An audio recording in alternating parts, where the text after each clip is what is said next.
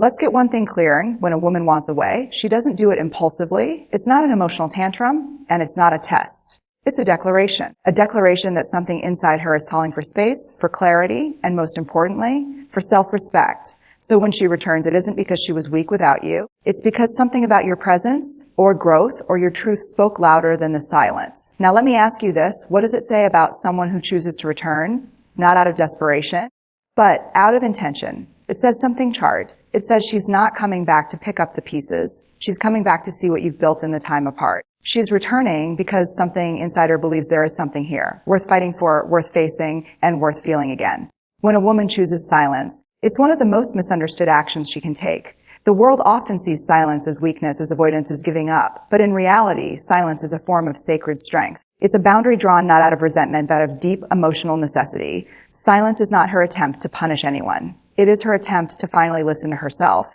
Because when everything around her has been loud, too demanding, too chaotic, she knows that her soul cannot breathe in that kind of noise. So she pulls back. She disconnects. Not of malice, but out of survival. She doesn't want to art anymore. She doesn't want to explain herself one more time. She doesn't want to beg to be heard in a place where her voice was constantly minimized or misinterpreted. That moment of no contact becomes her sanctuary. It becomes the space where she doesn't have to be anything for anyone else. It's the first time in a long time she can ask herself, what do I need? Separate from this relationship. Separate from their expectations. Separate the role I've been playing. And the power in that is monumental. Because for so long, she may have been living with a divided sense of self, trying to hold space for someone else's needs while constantly denying her own. Silence gives her a pathway back to herself. It's a return to alignment, to clarity, to emotional grounding. In that quit, she's not just taking a break. She's rebuilding. Brick by brick, she begins reconstructing the parts of herself that were chipped away. The parts that were constantly over-explaining, over-apologizing, over-accommodating. She learns to be enough for herself again, to sit with her own company and not feel lonely, but empowered, to be able to wake up and say, this is my wordgy today, and I'm going to protect it. Silence gives her the strength to shift from reaction to reflection. It's where she begins to make sense of everything that once overwhelmed her. People often confuse a woman's withdrawal with emotional shutdown. But that couldn't be further from the truth. She's not shutting down. She's tuning in. She's checking in with herself, likely for the first time in a very long time. And what she discovers in that time alone is that her peace cannot be negotiated, that her value doesn't come from what she gives to others, but from who she is at her core. She starts to recognize the patterns she accepted, the red flags she justified, the silence she tolerated before finally choosing it on her own terms. In the stillness of no contact, she's learning emotional discipline. She's no longer driven by the need to be validated. She doesn't need to prove her worth anymore. She doesn't need to perform love or chase clarity from someone who couldn't give it. What she needs is alignment, and silence gives her the room to find it. When no one is watching, when no one is demanding her attention, she finds the strength to rebuild her emotional foundation. A foundation that will not be shaken again by temporary affection or inconsistent behavior. That period of silence also becomes a mirror. She starts to see herself more clearly, but also the dynamic she stepped away from. With time and distance, she sees the things she once ignored, the lack of communication, the emotional unavailability, the cycles of connection and disconnection. She stops romanticizing the potential and starts honoring the reality. And it's not an easy realization. Sometimes the truth hurts more than the silence ever could. But it's in that discomfort that she finally finds freedom. Freedom to break the cycle. Freedom to no longer settle for half-hearted love. Freedom to choose herself without guilt or explanation. No contact doesn't mean she's emotionally detached. In fact, she may still care deeply. She may still feel everything, but she's not going to act from that place of emotion anymore. She's going to move from wisdom now, from intention. Because silence has taught her the power of pause. It's taught her that reacting to every emotion is not strength. It's survival mode. And she's done surviving. She's ready to thrive. Silence has also given her space to grieve, to process what was lost, not just in the relationship, but in herself. The parts she abandoned, the dreams she delayed, the confidence she delayed. She allows herself to feel it all, the anger, the sadness, the disappointment, and then she releases it. She doesn't rush her healing. She doesn't numb it or avoid it. She gives herself permission to feel deeply, and in doing so, she becomes whole again. Not because someone came and rescued her, but because she rescued herself. She found the courage to sit in fire, not run, to walk through the emotional storm and emerge more grounded than ever before. That silence becomes sacred. It becomes the line between who she was and she is becoming. And the woman who emerges from that silence is not the same one who went into it. She is softer yet stronger, quieter yet clearer. She has less to prove and more to protect. She doesn't beg for closure or chase for answers. She creates her own. She decides that peace is non-negotiable, that self-respect is non-negotiable, and that any connection that asks her to abandon herself is no longer love. It's dependency. And she won't confuse the two anymore. So while others may interpret her silence as weakness, as confusion, as vulnerability, what they don't see is the fire that's being reignited within her. What they don't see is the boundaries she's learning to hold, the truth she's learning to speak, and the trust she's building within herself.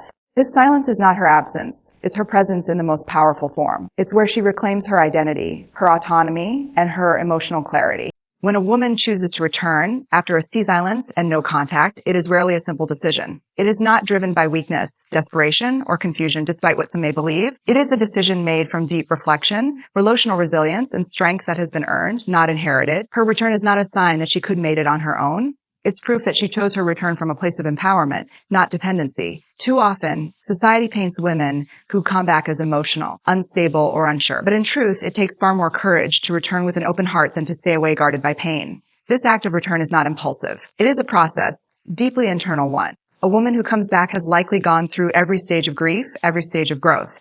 She's processed the pain in silence, sat with herself through sleepless nights, faced truths that were once too painful to name. She didn't just miss what was, she examined it. She questioned it. She looked at it from every angle. She asked herself hard questions. Did I abandon myself in that relationship? Was I seen for who I truly am? Did I love from a place of fullness or from fear of being alone? These are not light reflections. These are emotional excavations. And once she's done that work, once she's sorted through the wreckage and the roots of the relationship, only then does she make the decision to return. Not because she's lost, but because she's found something worth returning to. When a woman comes back, she's not picking up where things left off. She's not coming back to the same version of the connection that once existed. She's coming back to see if something unique can be created, something wiser, stronger, more honest. And she can only take that step if she believes in change. Not in just surface level behaviors, but in the emotional fabric of that exists between two people. Her return signals that something spoke to her. Perhaps a shift in energy, a change in communication, a softening of ego, a presence that wasn't there before. And that presence is powerful because presence means accountability. It means you've not only heard her, but you've started listening to yourself.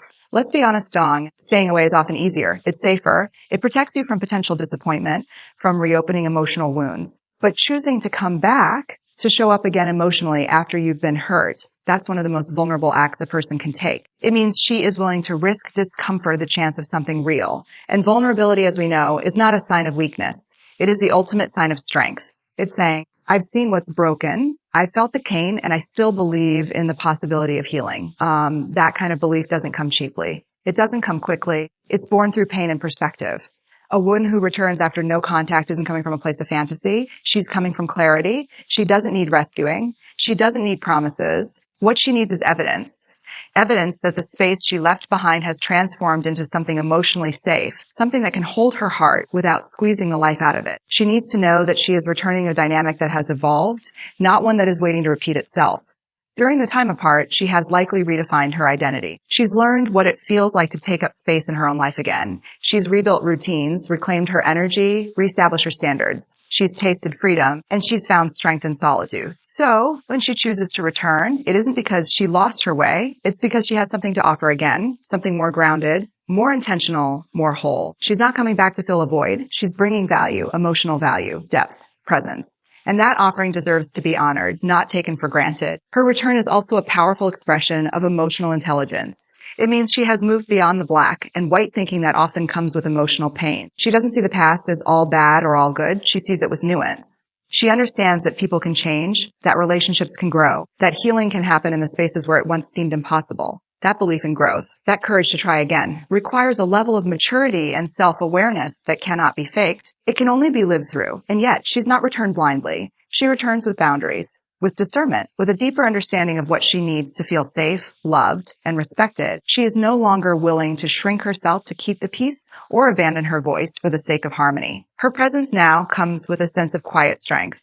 the kind that doesn't need to scream to be heard. And that is the kind of strength that transforms relationships. Not through force, but through intention. She has rewritten her story in the time apart, She is no longer trying to be chosen. She is choosing herself over and over again, and in doing so, she is able to return not as someone seeking approval, but as someone who knows her value. She understands that love is not measured to grand gestures or dramatic reunions. It is measured by consistency, by communication, by care that is felt in the little things. The everyday showing up, the being emotionally available, the willingness to grow together. When she comes back, it's a signal that something inside her said, it's worth exploring again, not because the past was perfect, but because the future might hold something more aligned. And that hope, rooted in wisdom, not fantasy, is what allows her to step back into the space. She doesn't come back to repeat the past. She comes back to create something new, something honest, something deeply human. Her return is not a loop. It's a leap. And it's one that should be received with respect, not entitlement, because it took everything she had to leave and even more to back with her heart open.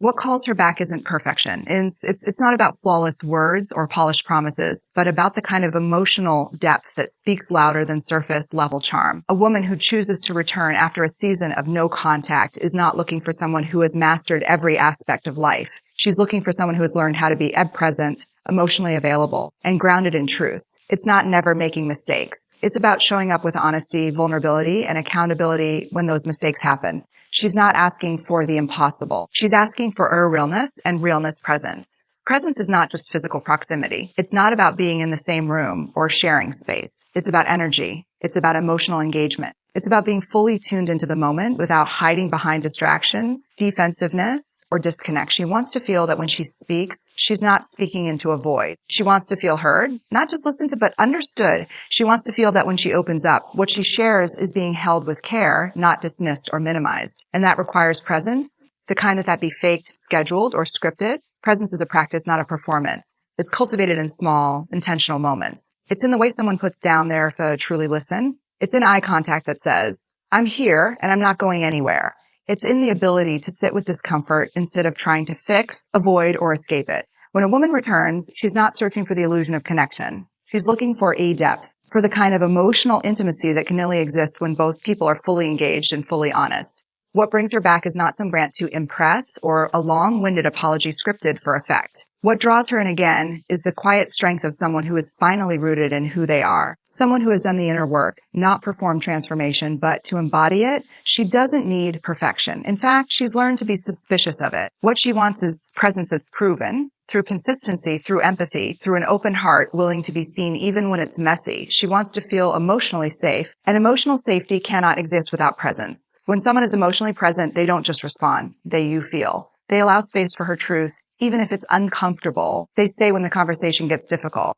They don't change the subject or shut down emotionally. Instead, they lean in, even when it challenges them. That is what creates the kind of connection that feels strong enough to hold her heart. And she knows the difference. She's learned it the hard way. She can tell when someone is half there, when the body is present but the soul is somewhere else. And she's done accepting fragments when her soul is calling for fullness. Her return is a test. Not a test in the manipulative sense, but a test of authenticity. She's watching to see, can you stay emotionally open, even when things aren't easy? Can you sit in the discomfort of truth without retreating into silence or blame? Can you be accountable without collapsing in shame?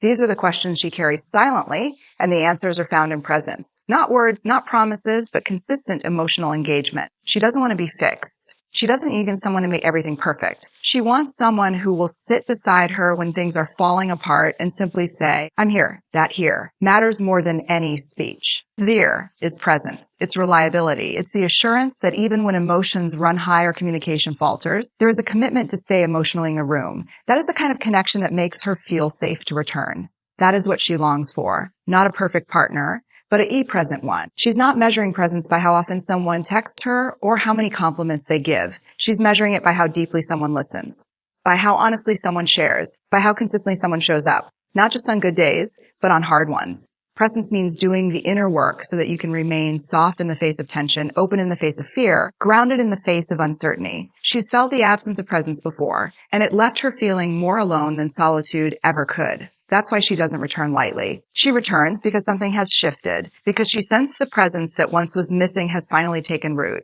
She has spent time during no contact cultivating presence within herself. She's learned how to be with her own thoughts, how to self-soothe, how to process instead of react. And now she seeks someone who has done the same. She's no longer interested in codependent disguise as love or avoidance masked as calm. She wants truth, transparency, and emotional maturity. And those qualities cannot exist in someone who is absent from themselves. Presence starts with self-connection. If someone isn't connected to their own emotions, they cannot possibly connect to hers. That's why presence is so powerful. It's an act of self-awareness. It says, I'm aware of what I'm feeling, and I'm willing to share that.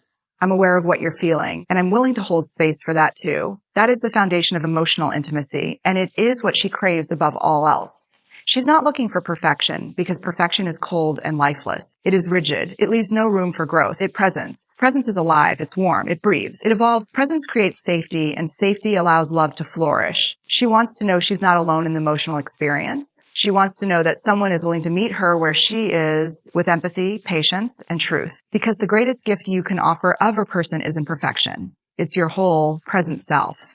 And when she feels that, she knows she's found something real. Vulnerability is often misunderstood, especially in the realm of relationships. It's so frequently mistaken for weakness, for fragility, for something that must be hidden or overcome. But for a woman who has walked away, chosen silence, and then decides to return, vulnerability is not just present. It is the very foundation of that decision. Her return is not driven by nostalgia or lowliness. It is fueled by a conscious, intentional choice to lean back into something uncertain with her heart still healing and open. That level of courage cannot exist without a rare ability, and that vulnerability is not a flaw. It is her greatest strength, though. When she chooses to come back after no contact, she's not returning because it's comfortable. In fact, anything but. She's coming back knowing she may get hurt again, knowing things might not be perfect, knowing that her emotions might still be raw. But she also knows that real connection is only possible when both people are willing to take off the armor, to speak truthfully, and to stand emotionally exposed in front of one another. She knows that vulnerability isn't about certainty. It's about showing up despite not having guarantees. The choice to return isn't about forgetting the pain. It's about acknowledging it, honoring it, and still daring to hope. That's what vulnerability is. It's not the absence of fear. It's moving forward even with fear in the room. Vulnerability is sitting across from someone who once hurt you and saying, I'm here, not because I've forgotten, but because I believe in something deeper in my wounds. That belief is built on bravery. And that bravery is fueled by a willingness to feel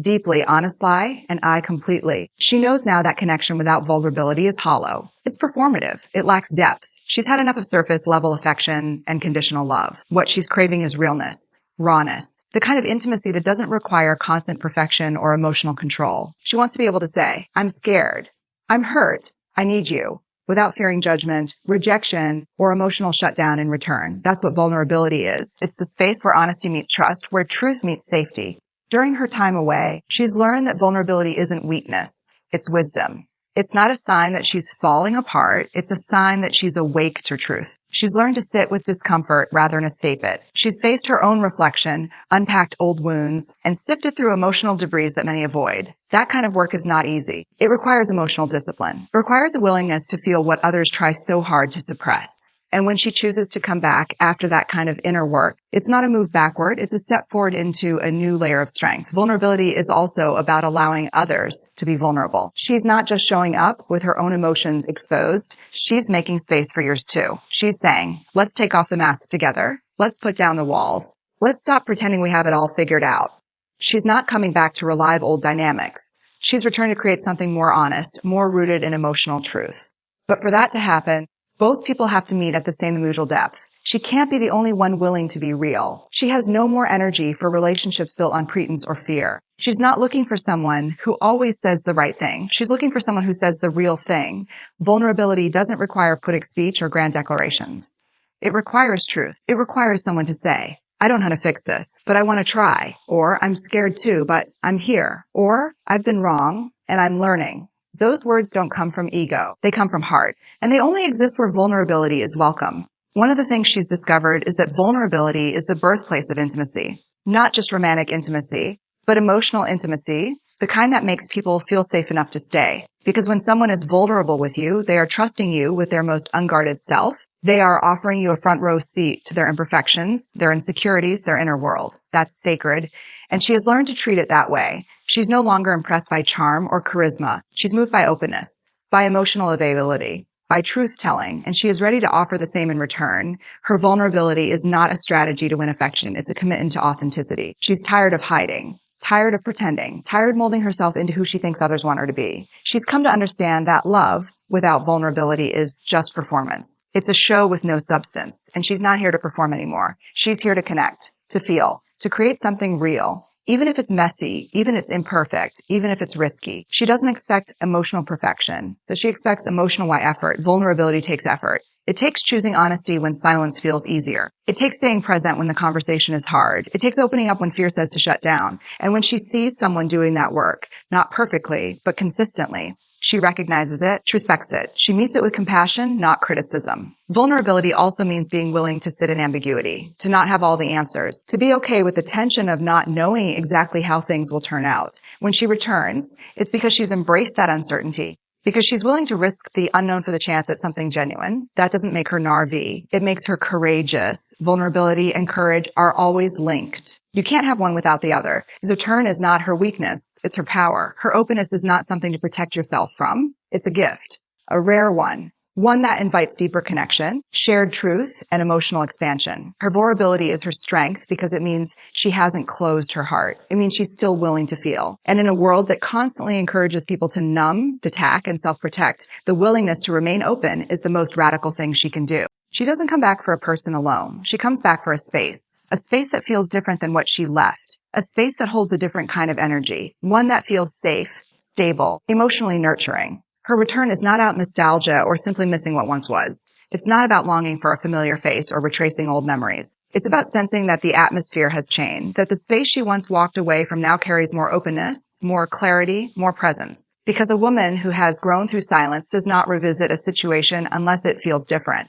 And what she's looking for isn't words or appearances. It's how the space makes her feel. Space isn't just physical, it's emotional energetic. She returns when the emotional temperature of the connection shifts from reactive and chaotic to grounded and regulated. She's not interested in dramatic apologies or a surface level change. She wants to step back into a space that holds her with respect and emotional intelligence.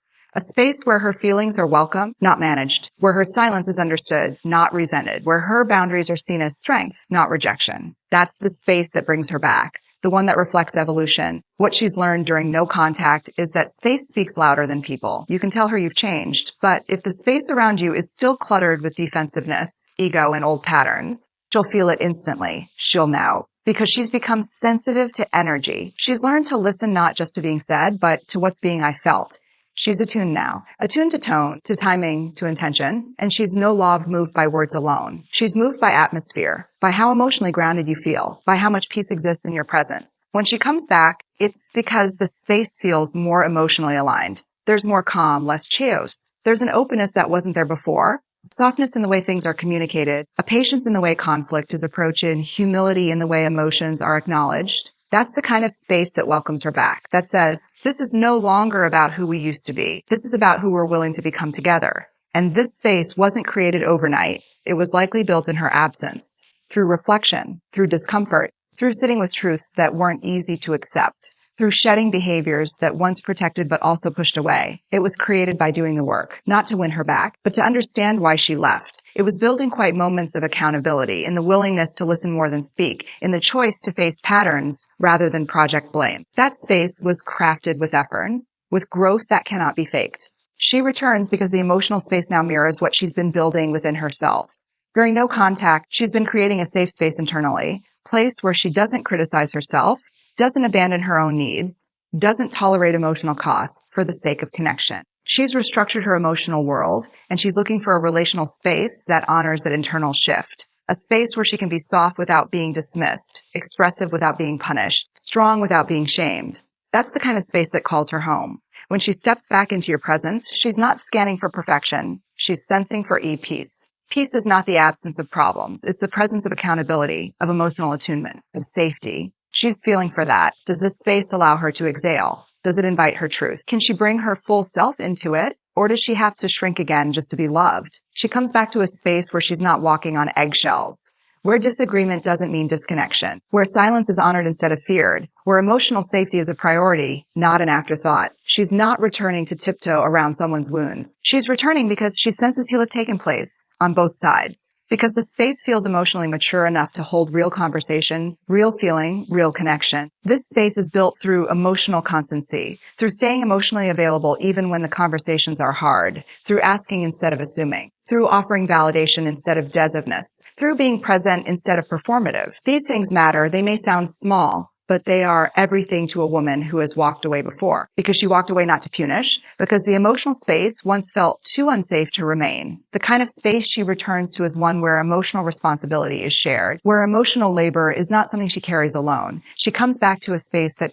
supports her emotional growth, not stifles it, where she can voice her feelings without being labeled too sensitive, too complicated, too much. She comes back to space that makes room for complexity and honors it, not tries to fix or silence it. This emotional space must be flexible, not rigid, compassionate, not reactive, curious, not judgmental. She's learned through distance that she cannot keep placing herself in environments where she's emotionally starving just to maintain the illusion of connection. She's done with sacrificing her peace for proximity. She knows now that a real love exists only in space where she can feel emotionally free. Free to speak, free to feel, free to be. The space she returns to is one where she's not need to complete anyone, but where she's welcomed as whole, where her autonomy is respected, where love is not tangled in control or ego or fear. She wants to be in a space where growth is mutual, not one-sided, where change is ongoing, not momentary, where presence is felt, not performed. She comes back to a space that feels emotionally nourishing, a space that gives back what she brings to it, a space that challenges her to grow, not to perform. A space where softness is a strength, not a liability. A space that finally feels like it can hold the kind of love she is ready to give, not with conditions, but with consciousness. Not for the sake of history, but for the sake of building something new. When she returns, it is not a promise, it is an invitation. Her presence is not a guarantee of anything. It is not a contract, not a vow, not a signal that everything is as it was. It is a doorway she is choosing to walk through.